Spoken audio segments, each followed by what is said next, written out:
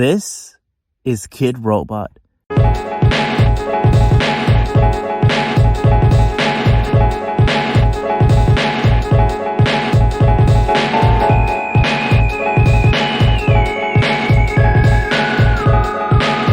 You may have not heard of this company before or seen any products they sell, but around their heyday, they made some of the greatest art pieces by gathering around different artists from around the world. Urban, edgy, flashy, poppy. It's one of the most significant art movements in the 2000s that barely anyone recognizes, which is a shame, because if there's anyone we have to thank for the weird, digitally colorful aesthetic of the early 2000s, it has to be Kid Robot. And Takashi Murakami's album Come Graduation by Kanye West. But Kid Robot has more influence. It feels so weird. I feel like Gen Z has documented every single aesthetic, art, and feeling of the early 2000s. Vertigo Arrow, Nintendo Wii, Domo, Cartoon Network, Adult Swim, this weird light bulb, a Kmart that decorated itself for Halloween. Okay, yeah, sure. And speaking of Vertigo Arrow, a lot of people cite that as the main aesthetic of the early 2000s. And while I think that's true on some level, if you ask me what aesthetic defined that era, I'd point to either Super Flat Pop, which is that Kanye West Graduation album I mentioned earlier. Such an underrated look. Why do people sleep on this? And Urban Bling, the gangster city vibe inspired by hip-hop and the streets. We got real shit like Tattoo GBAs, 50 Cent, and... It's the Milkshake. No. And Kid Robot was the perfect merge between these two aesthetics. So much cool stuff to see. And you'd be surprised how much this company had a hand in your Gen Z childhood. From UB Funkies to Cartoon Network Nudes and Mon Nation Racers, I'm here to tell you everything behind that, and the sad eventual fall of Kid Robot. Kid Robot was created in 2002 by Paul Bunditz. He was inspired by his recent trip to Asia, where he saw something incredible he has never seen before. Using the concept of a toy action figure to create art pieces, the birth of the vinyl toy phenomenon was taking shape, and he wanted a piece of that pie. He opened a store in San Francisco, originally selling Japanese imports. But it wasn't until 2004, when teaming up with designer Tristan Eaton, that things would really kick into high gear, with the release of one of the most popular designer toys to ever exist, the Dunny. On the surface, the Dunny was a simple creation, just a simple little fella with rabbit ears. But it's that simplicity that made the design so iconic. Because once multiple artists began to add their styles and techniques, you get a 3D canvas filled into brim with bright, colorful ideas with a lot of detail and soul put in them. And it was made for highly collectible figures. Of course, they made other stuff like the Smoking Rabbits, they eventually made the Pre-Implication, Yummy World, and the Tesla-inspired bots that was a part of their logo for the longest time. But I want to focus on the Dunny because it's the one with the biggest releases and the most iconic of them all. Every one of these figurines was put in blind boxes, which I need to go into a bit of a tangent for this. One of the biggest misconceptions we have in our modern times is that Pop Mart, which is sort of the modern iteration of Kid Robot, a lot of people believe they were the one that put the concept of putting blind box figurines, putting them inside, having a set ratio, where you don't know exactly what you're going to get. People say Pop Mart has gotten big because of them being the originators of that and gambling with the phone move that we have now. But in reality, that has already been a thing. Not saying Kid Robot was the first, but they were one of the few to capitalize on the blind box aspect. And I know this thing gets a bad rep for putting a bunch of cool designs in a gambling loot box system where you're forced to buy one if you get one thing, but to defend that kind of system, I'd say Kid Robot benefited a lot from that. With so many designs with a lot of varying artists, you get this cute little pink bunny or this ugly mother trucker. It's literally like a box of chocolate. You never know what you're gonna get. And that kind of randomizing might mean instances where you're forced to engage with an artist you might not have cared for. But who knows? Maybe you really love that style now, and you've now become a brand new fan of the artist. And I also would argue that this whole mystery and ratio percent actually prevents scalping. Think about it. If a set features a popular artist that everybody wants, they're not going to know which box contains that design. And it wouldn't be worth it until they open and get that exact figure, which usually, in many cases, is the higher rarity. It's not like today where if there's a mega popular item in demand where every single figure is in that same exact style from that exact same artist, well, you're kind of fucked. There's so much personality with every single dunny here, and with each artist on board, they always seem to find a brand new way to make the dunny feel fresh and exciting all over again. Whether it be Toyma's Sharp It If You Look, Joko Mizuno's Surrealist on Emotion, Sket One's Graffiti Style, or the cool Smorking Dunnies by Frank Kosick, which I feel like he put a lot of influence into this brand. Or whatever the hell John Paul Kaiser was doing. Because look at this shit he did right here. Like, what is even in this? You mean to tell you could fit all of this in a 3-inch figurine and still sell it for $12? Like, no joke. You can't get away with this kind of stuff anymore. Actually, now that I mention it, I want to talk about something I don't think not a lot of people discuss about why Kid Robot made an impact. The accessibility. The vinyl toy art scene was such an exciting scene to get to, but it was also very expensive. Many of these toys are produced in limited quantities, whether that be due to artificial scarcity or budget, and often had limited drops, jacking up the prices of an original to hundreds if not thousands of dollars. Kid Robot looked at this and went, let's make them 3 inches tall and put it in blind boxes, and let's have the base be the exact same so we can continue to produce a bunch of these while the artist paints a lot of cool stuff on them. I remember the first time I saw these toys from watching an unboxing video from YouTube.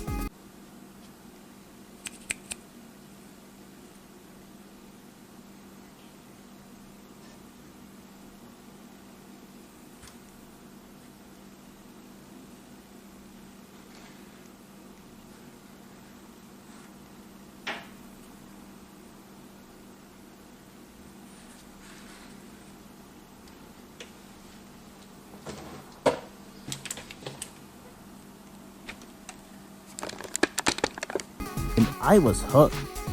I remember that day around 2014 when me and my family were visiting Las Vegas, and upon finding out there was a Kid Robot store, I begged my parents to let me walk all the way to, if I'm not mistaken, the Cosmopolitan, just to get it.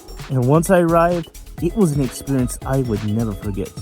The comic book style mural that was eye-popping, the large dunnies on display that drew your attention, and of course, the rows of blind boxes ready to be purchased. And all I got was this because I was a broke toy. But from there on, my collection grew. I started acquiring more dunnies over time from the various shops I went to, both physical and digital, and nowadays secondhand from most conventions. Most of my collections are common, not a little rare, so it's not that much of a value, but I don't really care. Even from just these commons I have, you can already start to see the diversity of these figures, seeing all the different colors, techniques, and even extrusions of the original. You do really feel like different artists' interpretations of all the figurines. A lot of the artists have backgrounds in graffiti and street art, so you can really see the urban vibe with them. But Kid Robot always wanted to expand with various themes they would do for a set. Like a set where they have tattoo artists make designs for dunnies, or artists from different backgrounds all in one. Like a set where they were all female artists, all French artists, all dead artists, or Latin American, which includes an Aztec dunny by Jesse Hernandez, who is the co-creator of, and I'm not kidding, The Nut Shack. Man, I can't believe Nut Shack got mentioned twice in this video. But all things can't be rise and shine, and unfortunately, Kid Robot had the slow and degrading fall that, to this day, they seem to can't pick themselves up. To explain why, we need to talk about the 2010s, when another vinyl toy company started to hit the scenes. It's this little company you may have heard of called Funko. Funko got its massive success by making vinyl toys of various IPs and franchises like Marvel superheroes, cartoons, and video games. They made a lot of these. Practically every modern pop culture phenomenon got turned into a Funko Pop. Those dark soulless eyes stare at us all. And depending on who you ask, Funko Pop signaled an end to the era of creative-driven vinyl toys. Artists were no longer the headliners for all these products. Now, it was the franchises. You don't buy vinyl toys anymore because you recognize the artist's use of emotion techniques into a piece, or even if you just thought it looked cool. You bought it because, oh look, it's the Hulk. And this shift in priorities seemed like toy companies who wanted to make vinyl toys just needed to adapt to this environment and produce more licensed stuff, including Kid Robot themselves. Kid Robot started doing more licensed blind boxes and released various properties like The Simpsons, South Park, and Nickelodeon, which upset a lot of fans who felt like a creative-driven toy company made for artists by artists is selling out with these licensed deals. Less priority to the term McPerson's, Huck G's, and more towards SpongeBob and Crash Bandicoot. And they even made a Batman Dunny release, which... Yeah, this is the only Dunny license set they ever did, and I could see why. These are so fucking ugly. Fans say Kid Robot went downhill in the 2010s, but I disagree with that. I think the 2010s were the most ambitious decade yet. With the Dunnies being 10 years old, artists have been really getting more used to the Dunny frame, and they have gotten more comfortable in going outside of the box and giving us really crazy interpretations going on beyond the limits. We had hits like Slideshow, Designer Con, Scared Silly, Designer Toy Awards, and the Arcade Divination. Both series 1 and 2, like, look at this stuff. What black magic did these guys cast to get all these type figurines? Just look at the scale here. The true downfall, in my opinion, came in 2020, which is a weird last year for the Dunnies. They had a decent start, like Exquisite Corpse. This set had a pretty cool gimmick, where 3 pieces of the Dunnies have been split, conjoined by magnets. That means you can swap each piece to create your own unique figure, which is pretty cool if you have a bunch of duplicates hanging around. And then some Dunnies with designs like John Michael Basquiat and Keith Haring. Okay, really, the Keith Haring one pisses me off so much. It's like they just slapped a bunch of icons on a Dunny and called it a day. And a Sonic's Drive-In tie-in for some reason. Is this them trying to get more kids into Dunnies? And this was a way before McDonald's experimented with the adult collectible, so it's not like they were reacting to that. It just seems all pretty strange. A couple years later, tragically, the current CEO and legacy artist Frank Kozik suddenly passed away. This news was devastating for a lot of people, including myself. He had a big influence in a lot of creative spaces, but in vinyl toys, I feel like he left the biggest mark, constantly pushing boundaries and showing off his style. The world of vinyl toys would be very different without him, and he'll be missed dearly. But after that, they completely gave up on the blind box Dunnies, shifting more and more into licenses to the point where it is completely unrecognizable now. Kid Robot is no longer an art vinyl toy company. Kid Robot is a licensing company that does vinyl toys as a side gig. Oh yeah, they still have Dunnies, but it's nothing like before. Remember what I said about Kid Robot's success was in large part due to their low price and accessibility? Yeah, that's not a thing anymore. Now it's individual releases sold at an insanely high price. How hipster do you have to be to spend $15 on a figure only 3 inches tall? That Rebel Taxi clip I got is pretty funny since you couldn't understand how a 3-inch figure could sell for $15. When nowadays it's $35. And that's not even mentioning that the Dunny releases are more licensed crap. Rarely do they ever work with artists because who need those when you got Coke, Icy, Met, Scream, the Rolling Stones, the Metropolitan Transportation Authority. What the fuck is this? Look, if Kid Robot wants to make the AMC Popcorn Dunny, okay, seriously, who's this even for? That's whatever, but it's this over-reliance on collabs and less artist interference that gets me. And when they get artists on board, it's of course insanely expensive. This might appeal to older Kid Robot fans, but without newer fans getting into the affordable artist-driven blind boxes, there won't be any more left that would want any of this crap. And nowhere is this more apparent than in their recent 20th anniversary celebration. In 2024, Kid Robot did a 20th anniversary celebration, celebrating 20 years of Dunny creation. Certainly an achievement worth praising. This celebration had a beautiful Dunny head with a mirror reflecting inside, showing all the cool details inside the 20 Dunny, a special 8-inch figurine by Tristan Eaton, and some other special Dunnies made for this event. But guess what was not included in this? There was no blind box. That's right, the thing that made Dunnies a household name within the vinyl toy community, they didn't even make a blind box for it. This could have been the perfect return to form. Even if they just do it once and never again, it would have been appreciated, but they still missed that opportunity. And what do you get instead? Expensive crap no one can afford. Alright, let me run you down. You got $15 on you right now, which is the average price for one of these blind boxes. What can you get that's 20th anniversary related for that amount? An enamel pin. That's it. But you know what else you could also buy with those 15 bucks? The 10th anniversary Dunny figurine on eBay. I'm not kidding. The Dunnies that were made for the 10th anniversary a decade ago is cheaper than any of the Dunnies that they have right now. What is this? Kid Robot, this is a fucking joke. A year later, another vinyl toy company, Tokidoki, would also have its 20th anniversary celebration. And you wanna know what they had? A blind box set. Wow! It's like when you make a toy set that made its bread and butter from gambling, that should be the bare minimum, right? And like, I wouldn't even mind this if you just repainted a lot of Dunnies from older sets and called it a day. Just something. But no, we got nothing. And what really makes me depressed about all this is that Kid Robot hasn't released a Dunny blind box set or any original set that wasn't licensed for 6 years. And during that time, the era of vinyl toys was changing once again. Despite being founded in the 2010s, Pop Mart practically came in overnight with its insane variety of original blind box toy sets. Molly, Peach Riot, Skull Panda, and the Monsters, aka Labubu's.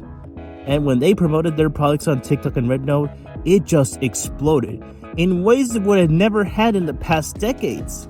Pop Mart did something neither Kid Robot nor Funko could ever imagine becoming. A $20 billion industry. Suddenly, vinyl toys had a brand new demographic, a brand new type of audience normally engaged with this kind of stuff before, and mega mainstream appeal. And the best part is, artists are headlining these designs once again, and it's crazy just how much in demand they are. To me, it's a very exciting time to get into vinyl toy collecting, and Kid Robot did nothing about it. If you take the company that used to do blind box vinyl toys, seeing another company that's doing gangbusters, they should think, maybe we gotta try this stuff again. And I know someone's gonna say, well, Pop Mart does cute and feminine toys, it doesn't really match Kid Robot's edgy vibe, so it's not really a fair comparison to make.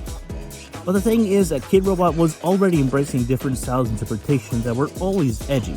When the late Kozik was appointed as CEO in the 2010s, he didn't want to rely much on that dark and gritty style in the 2000s, and aim for more variety. So even in the past, Kid Robot was always looking to change and evolve. And even if they want to make cute and feminine Dunnies, they have a huge cornucopia of artists that they have worked with before that would fit very well with this current era. Here, I got a couple names I can put out right here. Tara McPherson, Julie West, Flat Bunny, Gary Ham, The Bots, Scott Tolson, and many, many more. And you wanna know what's funny? Somebody actually did that. Pop Mart was becoming a juggernaut. A whole slew of Asian companies followed suit and made their own blind box toys with other artists. While Kid Robot was sleeping, an unexpected player started charging forward. Funko. You may have heard on the news lately that Funko is not doing well. They are charging into the 2020s with lower sales year by year, millions of dollars worth of new Funkos thrown into a landfill, and reports that they may not even survive the 2026 year.